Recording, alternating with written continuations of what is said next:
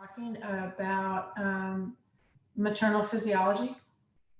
And we mentioned that in the first half of pregnancy, it's called the anabolic phase. And if you remember that anabolism means building, so mom's building tissues. So in this part of the pregnancy, she is putting down tissues, but the fetus is not putting down much. Okay, so she's accumulating body mass. And it supports her tissues and development of the placenta. And so she increases her total body water, which is distributed blood, amniotic fluid, extracellular fluid. So she starts weighing more. Part of her weight has to do with her increase in fluid. And then remembering this, since there's more water in these biological fluids, things are diluted, such as red blood cells. So during the first half of pregnancy, women are often tired. Okay, so they're tired and they go, well, where's my energy? I don't have the same energy I used to have. I used to run, I personally ran way a long time ago during pregnancy. And the first 2 or 3 months, you're thinking, what happened to me? I'm not so good at it anymore. And so the reason is because even though the body water has increased, the red blood cell count has not. So we don't have more of those little vehicles that transmit oxygen to tissues ready to go. So we're tired. And so for people that are athletic and want to stay physically active during the pregnancy, they need to understand that patience is a good thing. This is a normal physiological response, and then it'll catch up once she starts making more red blood cells. Now, what also happens here is her tissues are increasing storage of nutrients. So with her insulin going up, she makes more fat, which is lipogenesis, and more glycogen, which is glycogenesis. So she's storing more fat and carbohydrate, and she's hungrier. Not everybody is, but this is kind of how it happens. And at the same time, she's growing a placenta. We talked about the placenta last time, so I'm not going to go in so much detail about this because we did talk about it quite a bit last time. But the placenta is the interface between the pregnant woman and her growing fetus. And there's so many functions for the placenta. So the idea is that we want to grow the best placenta we can. And that includes good nutrition and all those things. And, okay, so we talked about the structure last time too. And the main takeaway is that there's not a mixing of fetal blood and maternal blood. They don't actually get in the same area and mix. They're always separated by a membrane, which is along the placenta. So this is why, the placenta has these all along this all along this interface here between this is the fetal circulation, and this blue area is maternal blood pooled. So there's a membrane between them, but across this membrane, mom transfers nutrients to the fetal blood, and then the fetus transfers CO2 and waste products. So basically what mom is like taking care of the whole physiology of the fetus while it's still in her. But the blood does not mix. We talked about the hormones last time, and this is where we left off. So that was the first half of maternal physiology, which is anabolism, which is growing. So the first half, mom is growing her own tissues mostly to help support the second half. And so the second half of pregnancy is called the catabolic, which means breakdown. Catabolism means breakdown. Anabolism means building. Catabolism means breakdown. Okay, so what happens is mom does not make so much insulin, so she's not storing, but instead what's going on is she is breaking down those fats she put away and some of the carbs she put away to make them available for the fetus. Now, this is an ongoing process, so it's not like unidirectional, but she eats, She provides the nutrients, she eats, she provides the nutrients, but her insulin resistance, which means insulin doesn't work so well, helps keep her blood sugar a little high. Having maternal blood sugar be a little bit high is good and is appropriate for the pregnancy. What's going on is this elevated blood sugar is assured to pass across the placenta to the fetus. And because glucose, and this is an important concept here, glucose is the preferred fuel of the fetus. And so mom having high blood glucose is a good thing, so she can feed the fetus. Now, I don't mean by high, I don't mean too high. I don't mean diabetic. I mean higher than normal. Okay, so we'll talk about this later. If mom's diabetic and her blood sugar's off the roof, this is not good for the fetus. But in normal, healthful maternal physiology, having a little insulin resistance is normal and helps feed the fetus. Okay, so during this time, the body gets used to the increased fluid and becomes better with exercise tolerance. So just a fun story for me anyway is I was pregnant with my daughter in 1984 and I was a runner, so I ran 4 miles a day for the first 7 months of pregnancy. So I ran about 700 miles. And then during that, because it's additive, right? And so as long as I did, that was an activity I was used to doing. As long as I did it, the exercise tolerance worked. And then after that, I was worried about falling, so I cut it back. Okay, and so in today's world, we can continue to exercise as long as we're careful about what we do. And a body that is used to physical activity can continue to maintain a healthful pregnancy. Okay, so she may also become a little less hungry towards term. So now the rest of these slides on this presentation are about energy balance. And a fun fact, during COVID, I have taken a picture of every single one of my dinners since March 13th. And I don't know why. I think one of the reasons is because it struck me that we have a paradigm shift here. And so this is one of my dinners. So just for fun. It's been fun to think how we normally eat, how we change when we're not fun maybe, but how the change affects what we do and so forth. So I thought this was a good nutritious picture. That's a sort of Southern style squash there. So yellow squash, you cook it and mash it down. Corn, which a lot of paleo people will argue with me, that's not healthful. These were heirloom tomatoes and they were dynamite, and this is a Port Aransas fish. But anyway, so maternal nutrition, she wants to work on energy balance. So we'll talk about this. Now let's look at weight gain. This is a big deal, and we'll talk about it a little more, but mom absolutely no matter what, needs to gain some weight, regardless of her starting weight. She needs to gain some weight, but how much is the question. So let's look at how this is set up. This is a pre-pregnancy BMI, and so pre-pregnancy is the only thing you can go by. You can't go around and measure pregnant women and decide how they're doing because that's not their normal physiology. So the table underweight, if she was, and this is, terms, official terms, if her BMI is low, if she started out with the normal range, means low risk for disease, overweight and obese, and then twins. And we don't even get into this this is more of a medical thing, so I just throw it out there. So here's though what the weight gain recommendations cover. So if let's look at normal here. Okay, put a circle around this and kind of keep this in your head because that's our standard. So if somebody enters into a pregnancy with a BMI that's not too low or not too high, then it's recommended that they gain about 25 to 35 pounds. Roughly a pound a week. Not quite sometimes.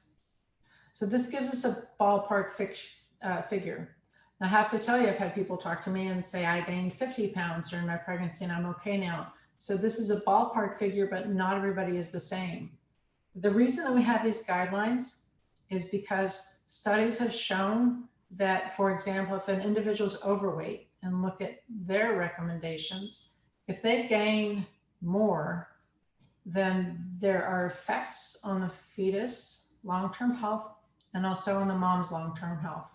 So it's a very good idea to do the best that we can to support gaining within this range for mom and also for the outcomes of the fetus. Okay, so where does this weight come from?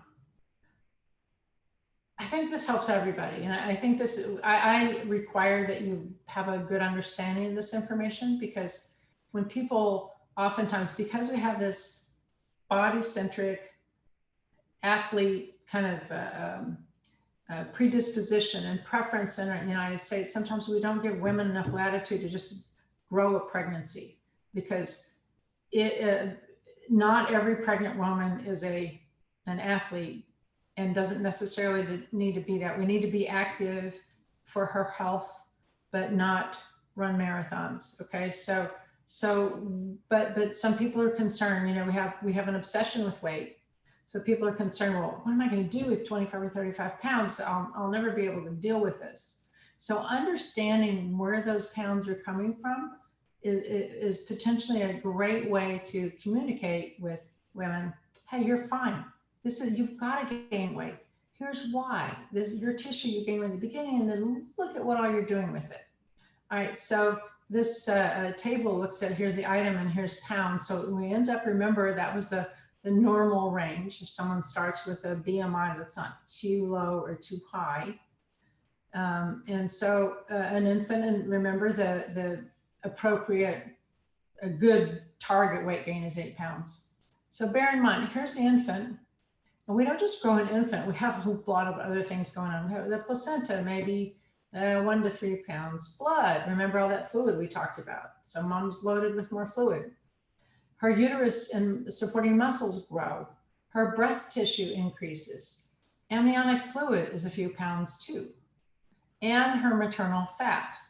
This is appropriate. It is what happens to women. We need to be calm about it and realize this is an okay thing and not some failure on mom's part. Female bodies put on fat to support pregnancies. So it's important to normalize that. And so if you combine all these items, you can see that the weight gain is right where it should be. Okay. So what affects weight gain during pregnancy? Okay, so nausea and vomiting. Some women have moderate amounts of discomfort, and some women have just an enormous problem to the extent they have hyperemesis gravidarum. These are women that cannot stop vomiting. So they vomit just pretty much all day, every day, and they need hospitalization and help with this. So, but sorry. I get excited and then this whole thing just flies around. I'm so sorry.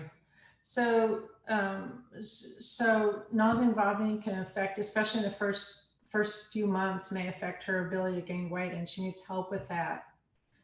Women should not be losing weight during pregnancy. It's not the time to diet, right? And so if the fetus, here's another thing, we also can't control fetal growth.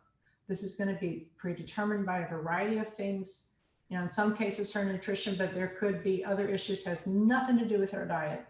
The placental interface, biogenetics of the fetus. There's so many other factors here. But if the fetus is not growing much, she may not gain as much weight. So it's a factor that affects her weight gain. Also, all of this stuff that we deal with in our country, fear of excess weight gain, dieting, eating disorders, all those things can have an impact. She also may have an infection and not be in charge of that.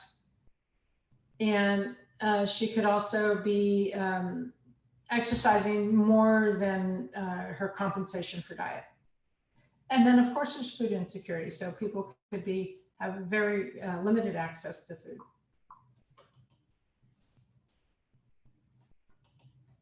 Okay, so one of the concerns women have after pregnancy is, well, I would rather not change my weight trajectory. So if I was within the normal range, I would really like to stay in that normal range.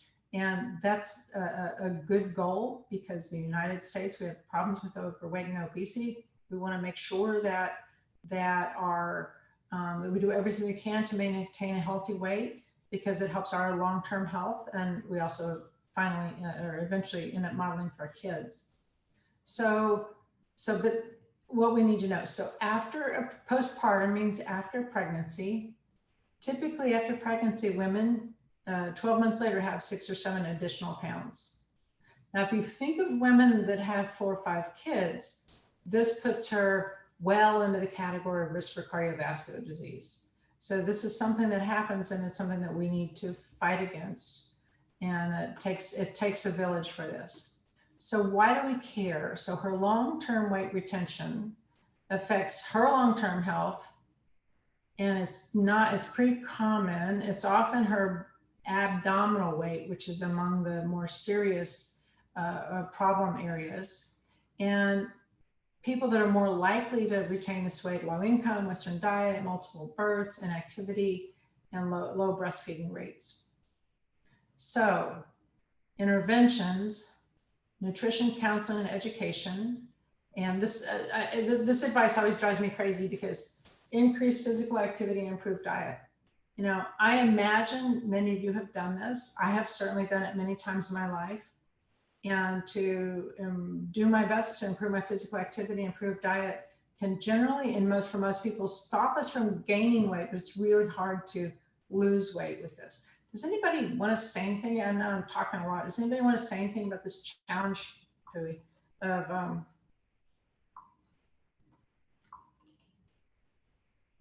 this challenge of weight gain issues? I noticed, so I've got 2 children, and I noticed my second pregnancy was a lot harder to lose the weight that I gained. And I definitely gained a lot more weight in my second pregnancy as well. But my cravings were very different. I'm so glad you said that, because I've actually seen this in literature and also experienced it myself. So my first kid, I was 29, 30. I guess I don't know, I was 30. I was a runner and fit, and 3 weeks after I had her, I was almost down to my pre-birth weight. She was a big enough baby. It was like, oh wow, this is well before we had the obesity crisis, right? And so I thought, well, I got this. And then 3 years later, I had another child. And your body physiology is so different. I was less tolerant to exercise. And the same with you. Put on more weight, and I still, on his birthday every year, I toast him for how much I love him, and then blame him for 10 pounds. It is so hard to deal with the weight gain from the second pregnancy.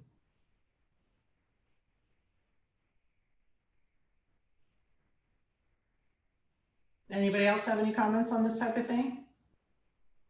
What do you think about nutrition counseling and education for this? Pros and cons. Let's say you're in a community and there's a women that you're aware of and you care about this. They're experiencing extended weight gain after birth. What would you want to do? How would you set it up? What do you think would work?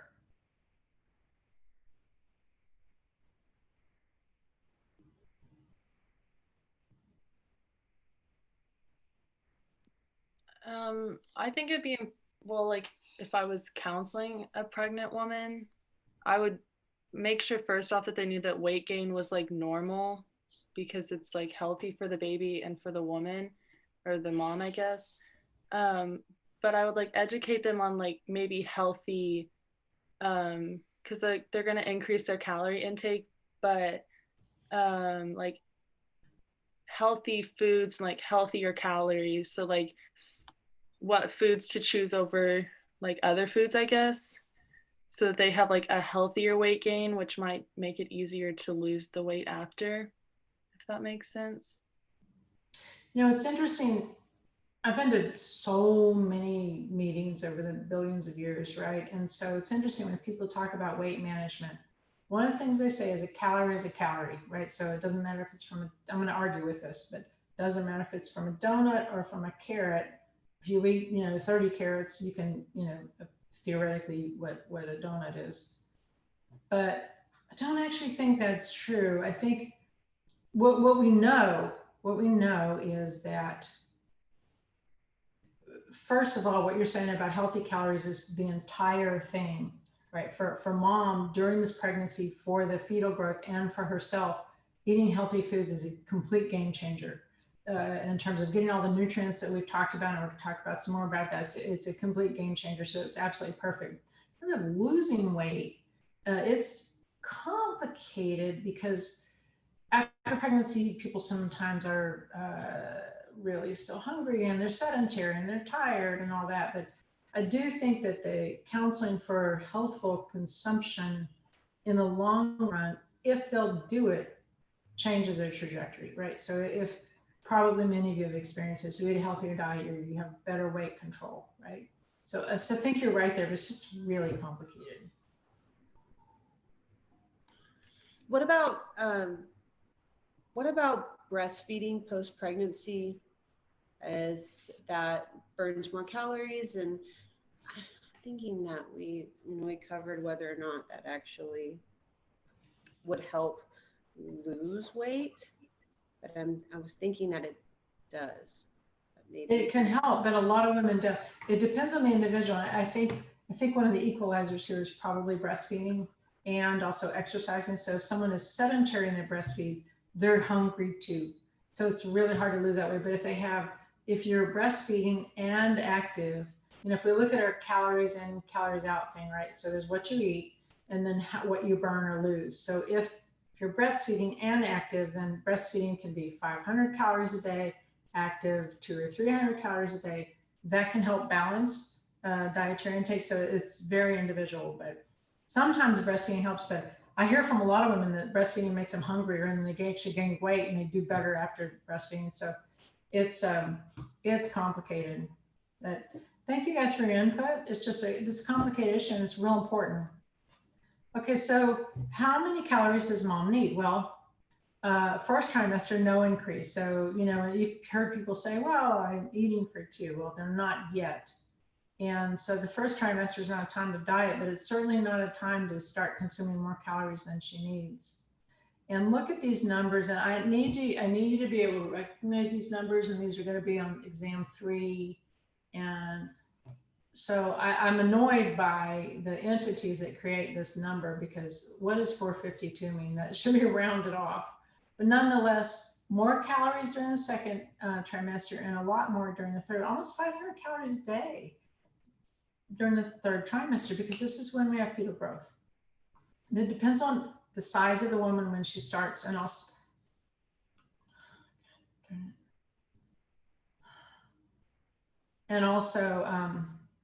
the size that she starts and her activity. So roughly, here's a ballpark figure: 2,200 to 29 calories a day, 2,900 calories a day. Okay, so this is kind of fun. I want to talk about exercise during pregnancy. I know a lot of nutrition majors, we cross over with exercise sports science. There's a lot of people in our program, probably most people interested in nutrition, that are interested in physical activity and the benefits of it, which is great, because if we want to decide what's more important, is it diet or exercise, I can't pick. So they're both crucially important for health. But can you exercise during pregnancy, and what are the guidelines? Okay, these are the physical activity guidelines. These are from 2018, and these have been reaffirmed repeatedly. All healthy pregnant women should get at least 2 hours and 30 minutes during the week, hopefully spread out. I don't know about you, but there's sometimes I get that much in one day, but a lot of people don't do anything in one day. And so this is a really good set of guidelines. And moderate strength training. And also, I posted a couple links for you about this, so if you want to read more into this, that information is available for you.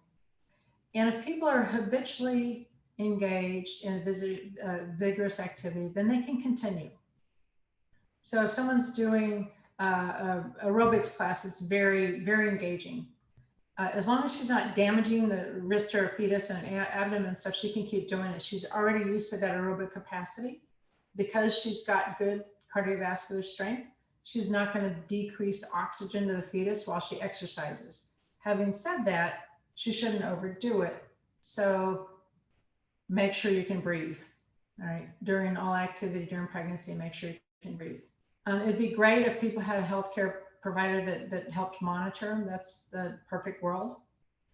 And ask for adjustments if needed, assuming people have access to healthcare. So what are the good things and bad things about exercise?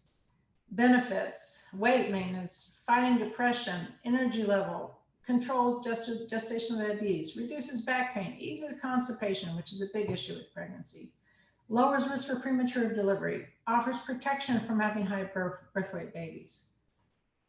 Let's go back to this one: fights depression. The world is hard, and if mom has an outlet to help her maintain her happiness scale, this is a great way to do it. So cautions: if someone's not healthy or not used to being active or gets tired really fast, slow down.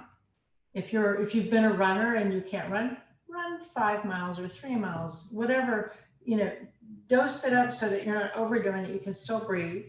So you get your exercise. So run and then walk, and jog and then walk. So keep your exercise being appropriate for your health, but also you don't want to get out of breath because you want to be able to transport oxygen to the fetus. So you don't want to be so out of breath you can't talk. Slow down and glide. This is not the time to do, I don't even know what an example is now, but I guess jumping up and down. I've done this in the gym before. My trainer makes me jump up and down these ladder things. Have y'all done that before? I'm scared to do that anymore, but we jump up 2 feet and jump down. This is not what you do during pregnancy. Be aware of the target weight, weigh regularly, avoid dangerous sports, which we'll talk about. Be sure you're hydrated. And one of the dangerous sports is scuba diving, but that's okay. You can do it as soon as you've given birth, but you can't do it during the pregnancy because they're not clear on the impact of pressure change on fetal development. If you have any of these conditions, dizzy, chest pain, calf pain, swelling, and so on, then stop and seek medical advice if anything serious is going on. So for the most part, it's a green light unless there's healthcare issues involved. So this is a series of slides I got from the Mayo Clinic. And I just throw these in here so you have a visual to think about it. But there's so many activities that can improve the health of mom, and she doesn't have to overdo it. So yoga is a good one, just not the hot yoga, not the Bikram yoga or whatever, where it's too hot. If after the first trimester, don't lie on the back. If you lie on the back, that can suppress the vena cava and interfere with nutrient transmission. So don't lie on the back after 3 months. Exercise in other formats. Cycling's great. This is one of the best, if you can stand it, but indoor cycling is perfect. It's a great way of cardiovascular fitness and doesn't hurt your joints. And with strength training, it depends on where you are, but women should avoid super heavy weights because it may strain uterine support system.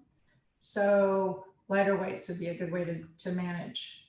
Walking is a universal exercise.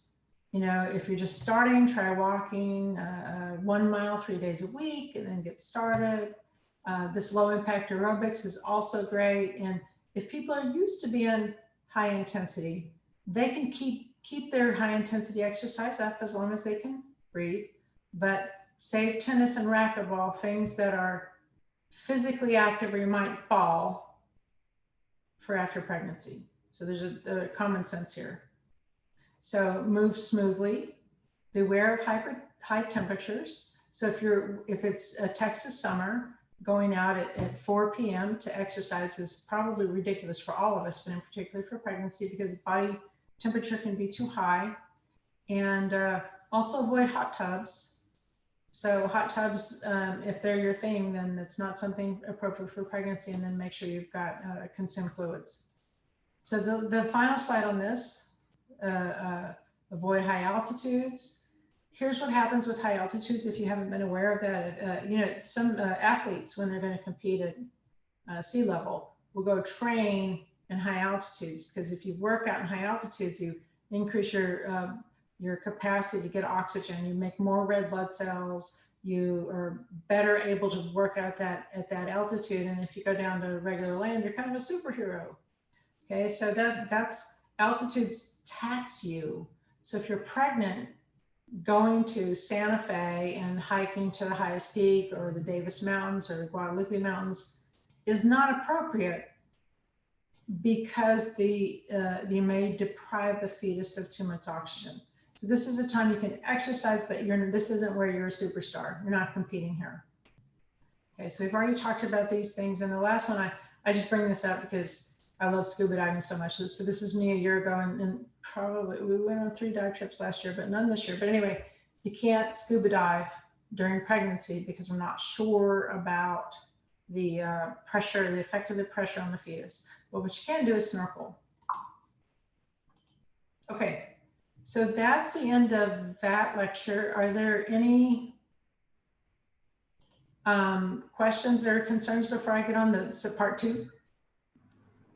I have a question about the moderate exercise, not intense. So if somebody was coming into pregnant, I always heard you can do what you're doing. So don't start a new routine. So would somebody go into moderate exercise that wasn't doing anything at all to maybe help support a healthy birth, or would that be more dangerous? No, Carrie, I think the deal is all of this is nuanced. It's hard to have like a formal advice. Well, what about you? What about you? What about you? But what you're getting at is common sense. So, and it's really important to remember that. So you want to talk to the person. So where are you right now? Are you an active person? Some people are couch sitters, and then they're worried about pregnancy. They want to make sure they're healthy. Well, they're the ones that should go walk that mile, right? And then relax, and then maybe walk another mile and relax. And so build up.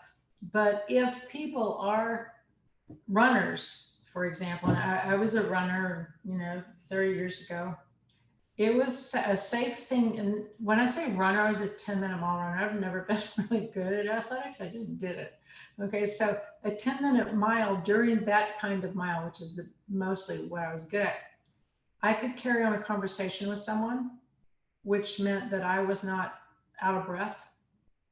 And I think that's the standard you would tell people is if you're not used to doing this and you become out of breath where you can't talk, that's too much, right? So get more active, but maybe write a schedule for it. Let's try day 1, let's do a mile. Day 2, let's do a mile and a half. Day 3, let's do a mile and a half.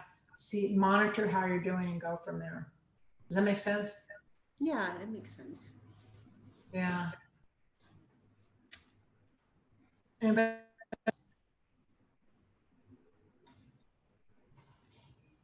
All right, well, I know how to continue to make this super fun. So I'm going to start the next lecture.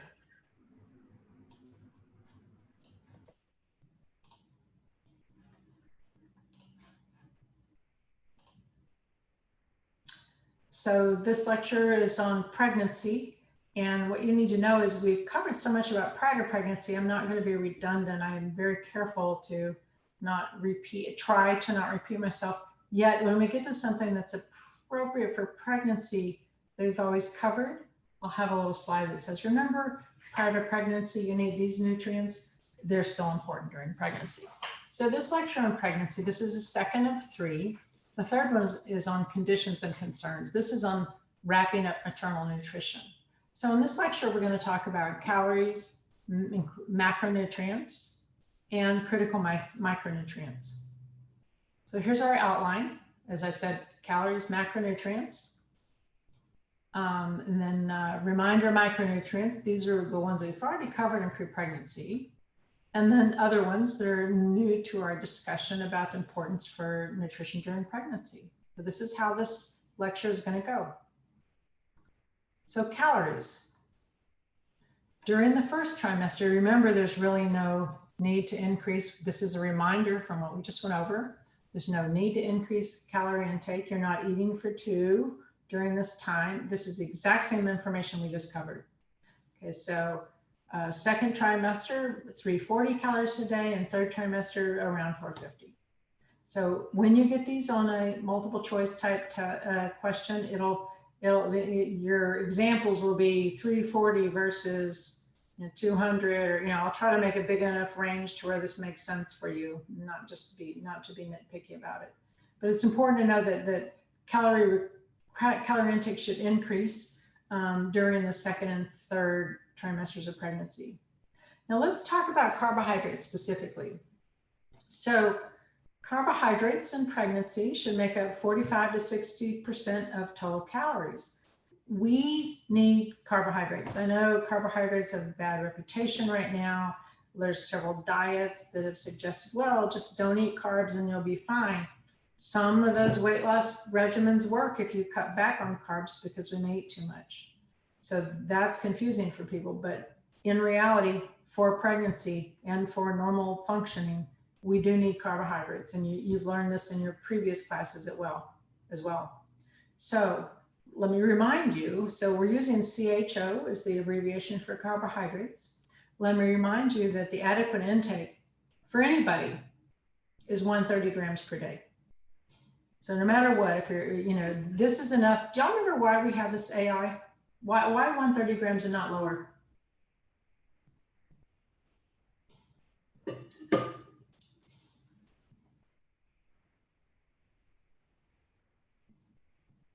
Do I remember what it's for? Why do we need any carbs at all? Why don't we just not eat them? Neurological. Yeah, we need them for brain function. Perfect. So if you decide to eat a no carb diet, then your body's going to frantically take amino acids and use them to make glucose via gluconeogenesis, and make sure you have some because your brain is starving for carbs. Blood glucose is has critical functionality, right, for all of us. All right, so, but for pregnancy, so prior to pregnancy, we need that for neurologic function. During pregnancy, it even goes up. Do you remember what I said about the preferred fuel of the fetus?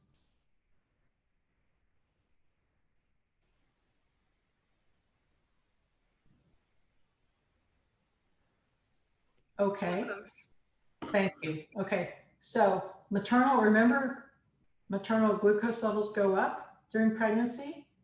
Second half, she has insulin resistance, or they go up. Her blood sugar is higher.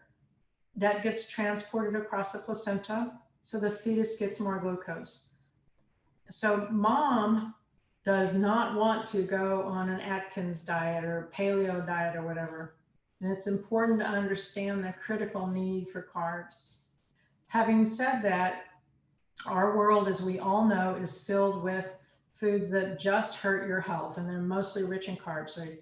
Donuts, I could go on for hours on this, like processed everything. We have so many processed foods in our normal diets that are high in refined carbs that do not contribute to health, and that tend to be tasty and increased calorie intake. But if you work on eating a whole foods diet and then consume real foods for those sources of carbohydrates, it's a different playing field. Black-eyed peas, eating black-eyed peas have iron, protein, carbohydrates, fiber, and other nutrients, folic acid.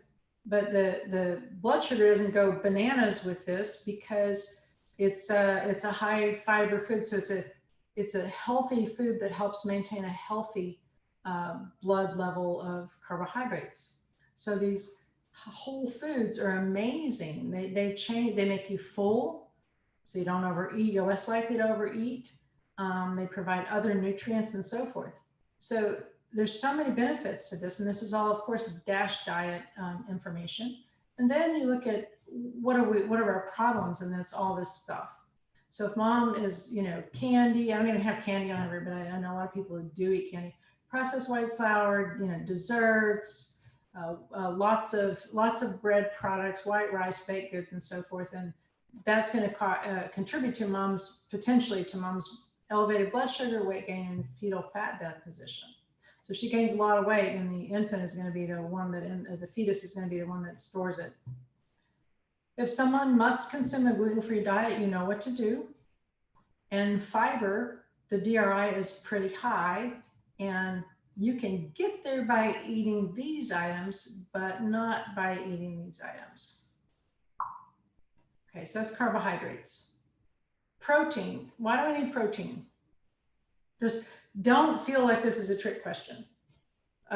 You're thinking of a pregnant woman and she's growing a new organism, a new person that's going to be 8 pounds. Why does she need protein?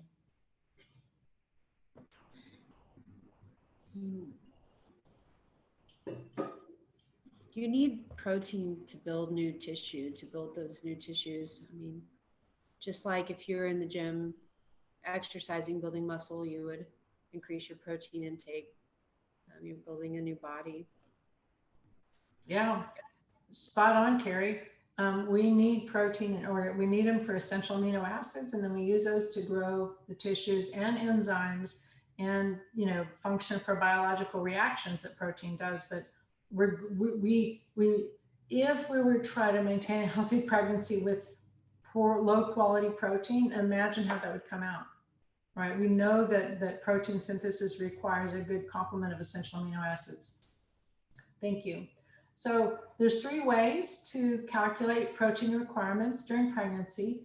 One is just take her DRI, which is 0.8 grams per kilogram. I know you've learned this in many classes. So that's one way. Another way is just say, hey, it's 71 grams per day. Here's the standard. And then another way is to say 1.1 grams per kilogram body weight. So these are 3 ways to figure out how many calories somebody needs to support a healthful pregnancy. So I wanted you to see this, and let's look at the average intake. Most women, not all of them, but most women in the United States get enough protein. And just so you've probably heard this in your other classes, most people in the United States who are not experiencing food insecurity get enough protein. So protein's not the problem people think it is, even though those who are very interested in competitive athletics think about this all the time. But most people have enough. Pregnant women need enough. They don't need a hyper amount. And so you've learned in your earlier classes what the general contribution of protein containing foods is. So for example, milk provides 8 grams of protein per cup. Cheese is close. Even bread has some. Eggs have about 7. Look at this, meat, chicken, and fish, 7 grams of protein per ounce. So a normal serving might be 4 ounces. So you can see where it's pretty easy to get enough protein. And then beans are very high. So it's easy to get these protein foods unless you are avoiding these food groups. And we're going to talk about this on the next slide, but if you avoid milk, egg, meat, chicken, fish, cheese, then you're a little more limited. So what about vegetarian diets? Protein intake can be adequate. It kind of depends on what people omit. So this slide separates out particular nutrients of concern, and then why there would be a concern based on dietary decisions. For example, vitamin B12.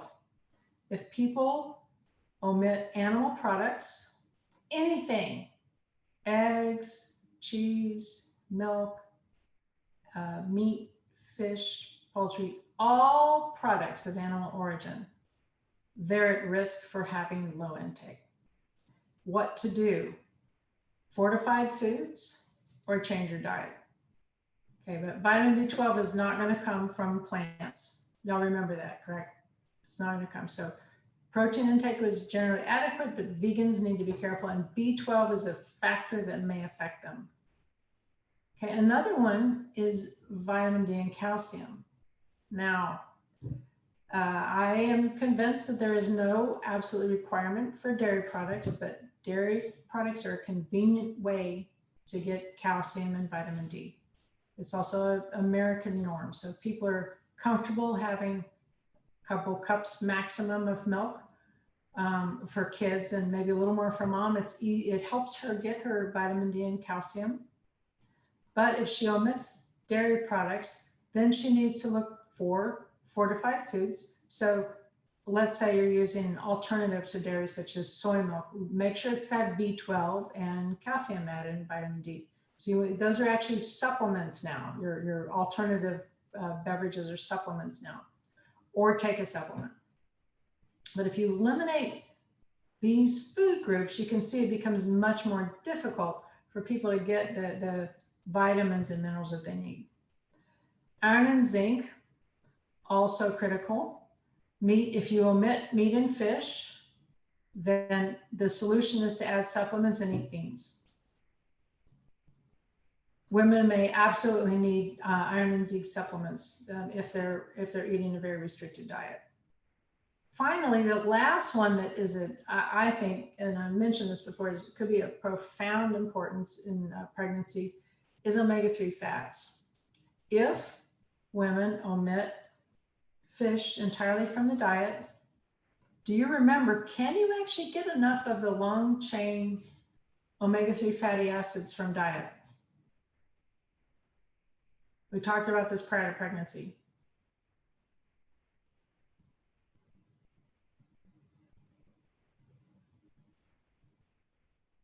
If fish is omitted? Yeah, No. it's hard, right?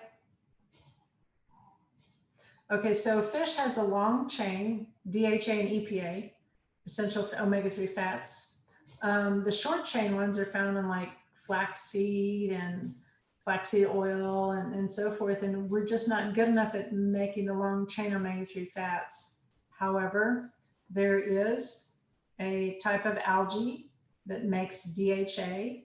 And so some supplements that provide omega-3 fats include that.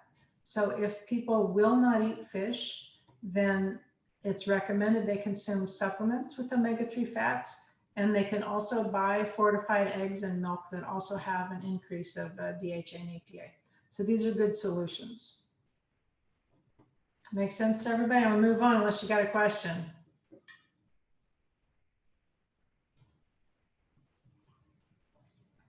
Okay. What about fat? And some of this is repetitious, as I told you. We know about fat. We've already talked about omega-3 fats, but let's take a step back and look for pregnancy. Why do we need fat? We need calories, and it helps, you remember this from intro, I'm sure, it helps you absorb your water-soluble nutrients and also makes you feel full. If you try to make a meal with no fat in it, you know, an hour later, you're thinking, what have I done? I'm not full yet. So fat really helps you go from one meal to the next with a couple, 3 hours in between. Also, fat includes not just fat like butter, but also your essential fatty acids, which we've talked about omega-3 already. And they have so many functions: cell signaling, gene expression, immune response. They do so many things. So this shows you the DRI, or the AI, for essential fatty acids for women. So during pregnancy, we need both. If you're labeling, this is an omega-3 fatty acid we've already talked about. So write omega-3 on your slide. And linoleic acid is the shortest chain omega-6 fatty acid. So we need both of these during pregnancy. Alpha linolenic acid is an omega-3. It's the shortest chain omega-3 fatty acid. And linoleic acid is the shortest chain omega-6 fatty acid. This gives you a ballpark about how much we need.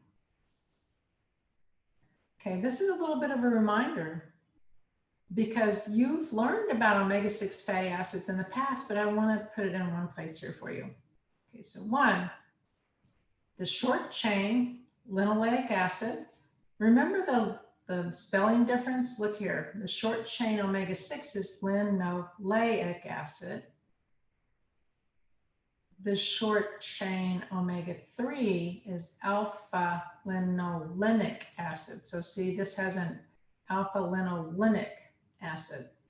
So those are different compounds. It's easy to get enough omega-3 fatty acids from diet. It's so easy. It's probably quite uncommon for people in the United States to not have enough omega-6 fats. In fact, Most of us eat way too much, and the problem is just too many calories. So omega-6 fats, they're still an essential fatty acid. We just eat a lot of them. So here's the short chain one. Remember we talked about last time the short chain, longer chain, and longer chain. This means 18 carbons, 2 double bonds. This means 20 carbons, 4 double bonds. So we can consume the short chain linoleic acid, and our bodies can actually make the longer chain ones from it.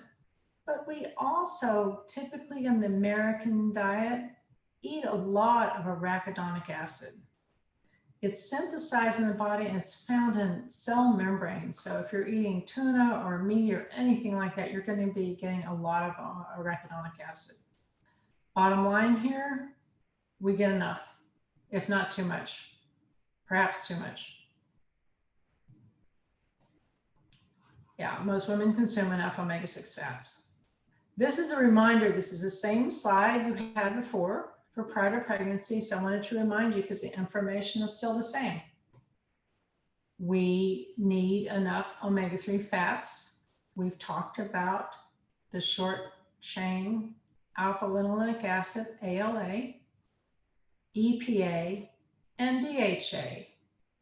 We've said that we can actually get quite a bit of the oil short chain form of omega-3s, but we're not very good at, let me go back, we're not very good at converting the short chain to the longer chain EPA and DHA. So this looks good on paper. You're getting a good amount of omega-3 fats, but it really helps to get your long chain fatty acids, EPA and DHA. And here our choices are a little more minimal. Fish, supplements, some eggs if they've been fortified, and human milk. So omega-3 fats are a problem. So why do we care? Let's look at the ratio in the diet. And I bet you've learned about this in earlier classes. Okay, so, all right, and maybe not, but so let's talk about it now. Why is our diet, our fatty acid profile of our diet so wrong right now? Right, we have this ancestral diet we looked at, and maybe that's not optimal, but right now our diets are making us sick. So what has changed? So our ancestral diet, and you can argue with me about when this starts, but as we evolved, we grew bigger brains partially because of seafood consumption, and DHA found in seafood helped us grow more functional and high functioning brains. So that matters. The modern diet, we have way too much of this fried stuff. So these are all oils like corn oil, safflower oil, yada yada, and we use these to fry things, put them in salad dressings, they're everywhere. So we have an imbalance. Omega-3s are harder to get. And there used to be recommendations on the ratio. How much of omega-6 and omega-3, what should the ratio be? And we believe from the literature that it used to be about 1-to-1, but now it's 20-to-1. So we consume so many omega-6s and many fewer omega-3 fatty acids. Now, we don't know what to say exactly about this, except that we don't know what the exact ratio should be, but this is what's going on. So this is a perfect example of the American diet. This is probably breaded and fried in oil. The bread probably has omega-6 fatty acids. The French fries has also been fried. It's got omega-6 fatty acids in it, and so on. There's no omega-3s here. This is sugar, but that's just gratuitous. So our diets, we need to think about what we're consuming. So why do we care? Why does it matter that women consume so many omega-6 fatty acids and far fewer omega-3 fatty acids? Put another way, why does it matter that the ratio is so different between these two groups of essential fatty acids?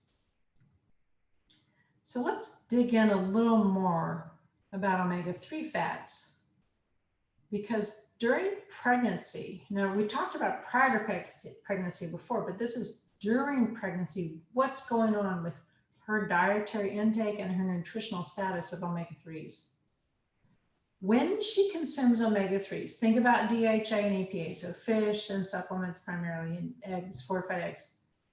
When she does consume these omega-3 fats, DHA makes up 30% of phospholipids and the gray matter of the brain. So I wanted to remind you what a phospholipid looks like. And I know you've all had 3367, so you know this. I developed that course and taught it for several years. I know what you learn in there.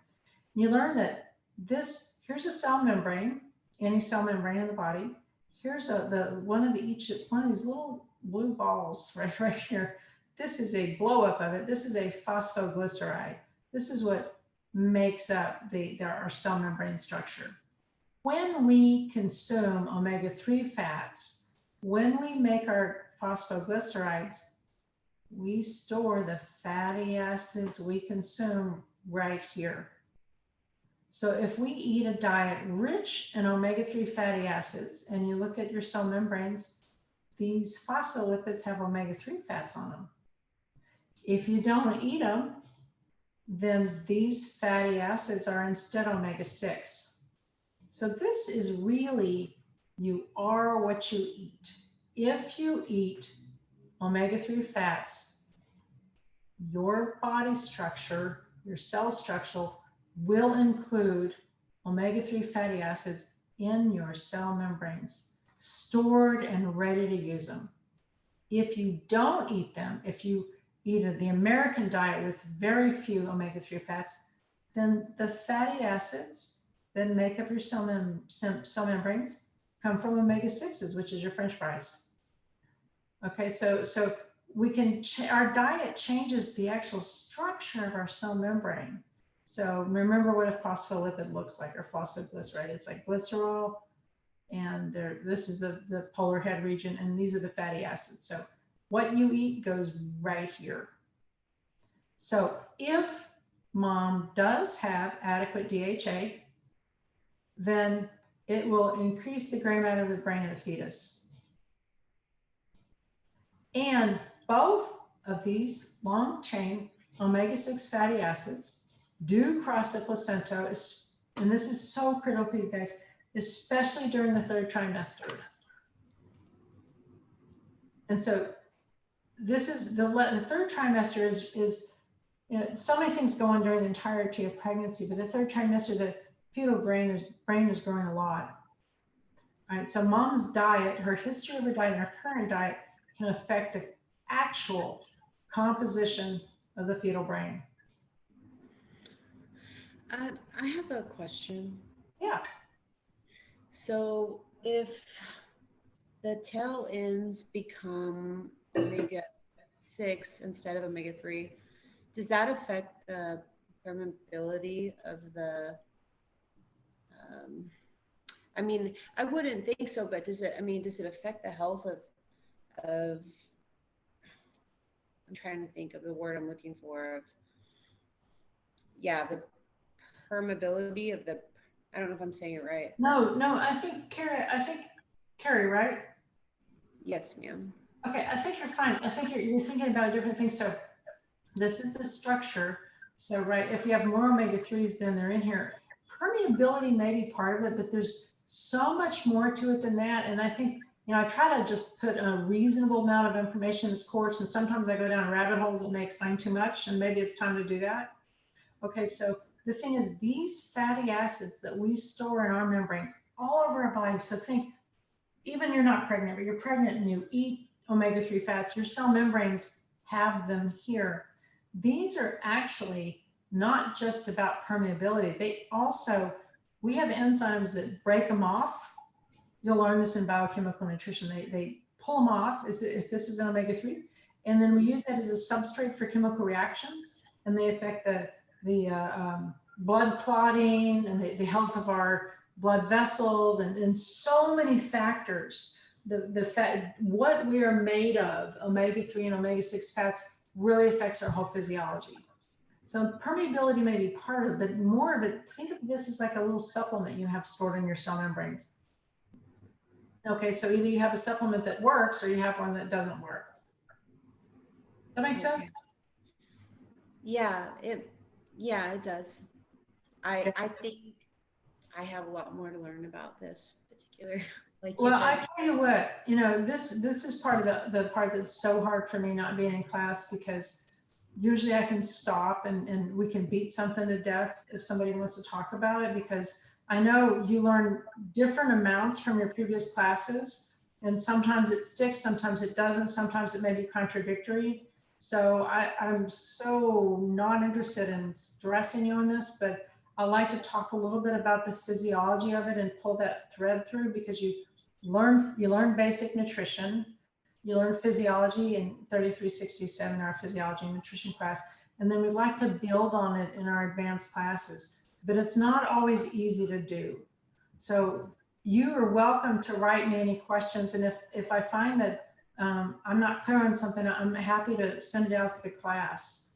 So don't feel bad. This is a complex situation. It's a lot easier to talk about in person, but the bottom line here is if you eat it, it's in the brain of the fetus. It affects your health. If you don't eat it, if you don't eat omega-3s, increase, the fetal brain development's not the same. She may have preterm labor, her risk for prenatal depression and preeclampsia may increase. So this is kind of a yes or no. Is omega-3 that good for you? Or omega-3s that good for you? Absolutely.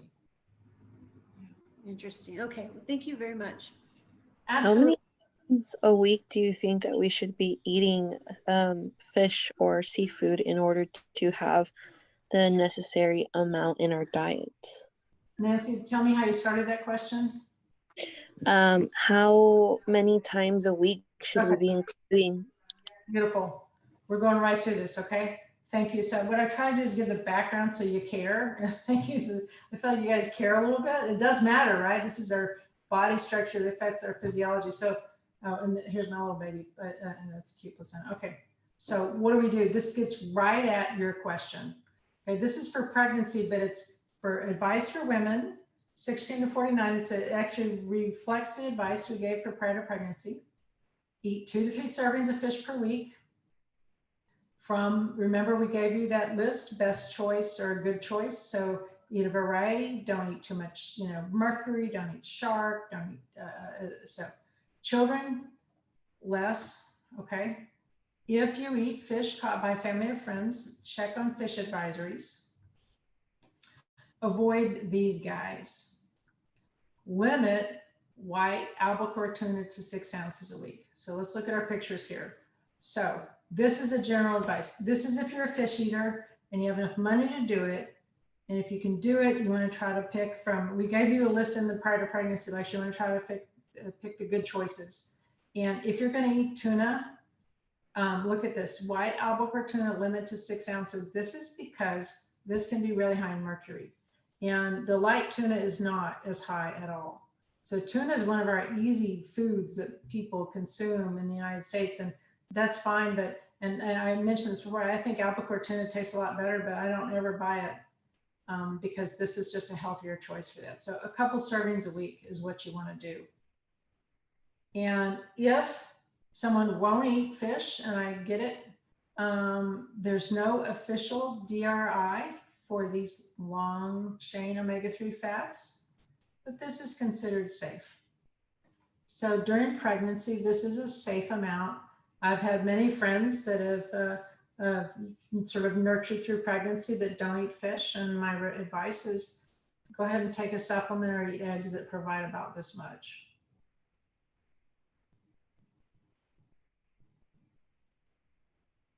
We good? 2 to 3 servings. Avoid the bad guys.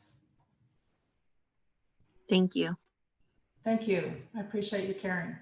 Okay, so if you remember the outline of this, we said that we're going to talk about macronutrients. We just finished that. So we talked about calories, talked about protein, carbohydrate, protein, and fat. We just spent a lot of time on omega-3 versus omega-6 fatty acids. And now we're switching into micronutrients, which are not the ones that provide calories, but these are instead nutrients that we need in order to function.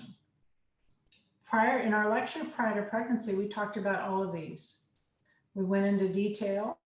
The same information applies. Why we need choline, it's for memory. Folic acid to close a neural tube and make new cells. Iodine because we need thyroid hormone synthesis, and iron because we're making red blood cells. So when you're studying for exam 3, not the one on Wednesday, but the next one, look at this and pull back your lectures and write why we care. Choline, folic acid, iron, iodine. We've already talked about it, so I don't want to repeat that lecture because I think it could be confusing. But I want to remind you that prior to pregnancy, these nutrients matter, and they also matter during pregnancy. Does that make sense to everybody? I pulled these little tables off of your earlier slides.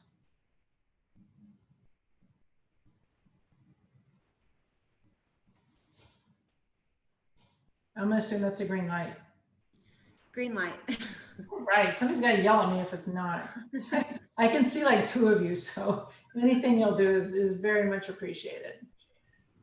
Okay, so the other micronutrients we haven't talked about yet. Now, this is ironic. I put pills here because I was trying to look at a picture for micronutrients, but you know, we wanna look at food, right? So you can draw a big X through this and go, choose food, which would be a better choice. Unless people can't eat. Okay, this is new information. We've kind of covered a lot of the basics about nutrition during pregnancy. There may be a couple of things you don't already know. Vitamin A, for example, man, I just need to tell you a story about this. So stop looking at the slide and just listen to the story here for a minute. So in the 1970s, there was a woman, her name was Adele Davis. And she was just beginning to learn about the connection between what we ate and how her health was. She was like the first consumable books about nutrition. You know how we have all those bestsellers about nutrition now and they're crazy? She did the first batch of them. And what she did is she learned, she was just learned enough to be dangerous. She learned that vitamin A was important in development.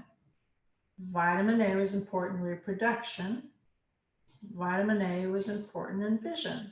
So without looking at studies, which didn't exist then, she extrapolated.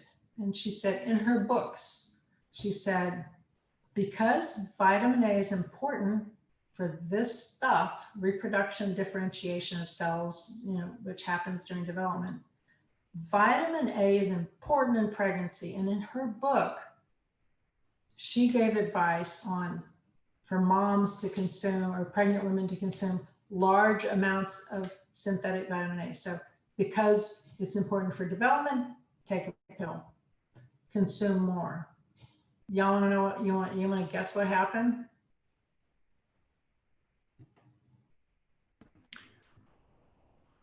Toxicity, eating too much.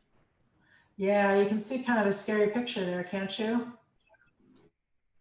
Yeah, so what happened, this is such a perfect example about what's wrong with not understanding science. She didn't understand, nobody knew what was going on, so she just made this up because it sounded good and wrote it in a book. So women that followed her advice had children with serious birth defects, because it turns out while we need enough vitamin A, too much is deadly. So it's so serious. So this is the type of malformation that can happen with the case of toxicity. You can look at the high forehead, ear malformations, heart defect, brain malformation. So taking too much is a problem. This is such a good story on why we should not take supplements without the proper evidence. It's just a terribly sad situation. Okay, so what did we learn from her bad experiments and people following her advice? We learned that we do not need high doses of vitamin A for pregnancy. Even though it's needed for development, taking more is terrible. So what we learned is eat real food. We learn be careful of medications. Some of them that are similar to vitamin A in structure. Do you remember what teratogenic means?